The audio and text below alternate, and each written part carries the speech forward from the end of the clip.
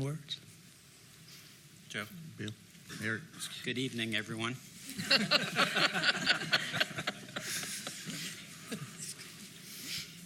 Well, more than I thought. I'd actually like to add my thoughts to Bill's comments on the floating homes issue.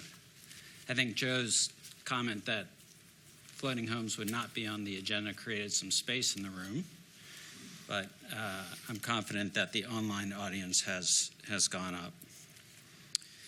I'd like to thank all those who came back to speak to us about this issue, and especially to Mr. Miller.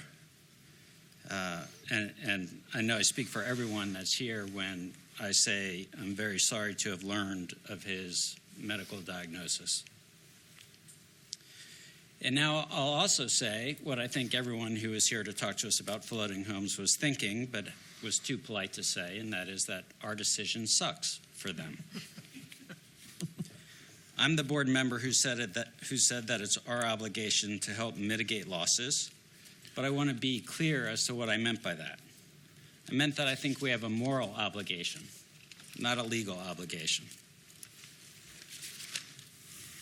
This board spent an enormous amount of time examining and evaluating the issues and the constituencies that would be affected by any decision made. And if I've learned anything over the past year on this board, anything about TVA's mission and stakeholder interests, it's that our actions will neither please all of the people some of the time, nor some of the people all of the time. I don't even think about all of the people all of the time.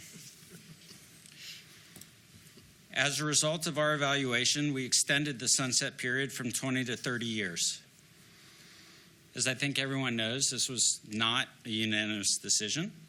We had 2 directors who voted against. But the decision does reflect the board as an entity and what we believe is the right thing for the reservoirs we are responsible for, the Valley region, and all of its people.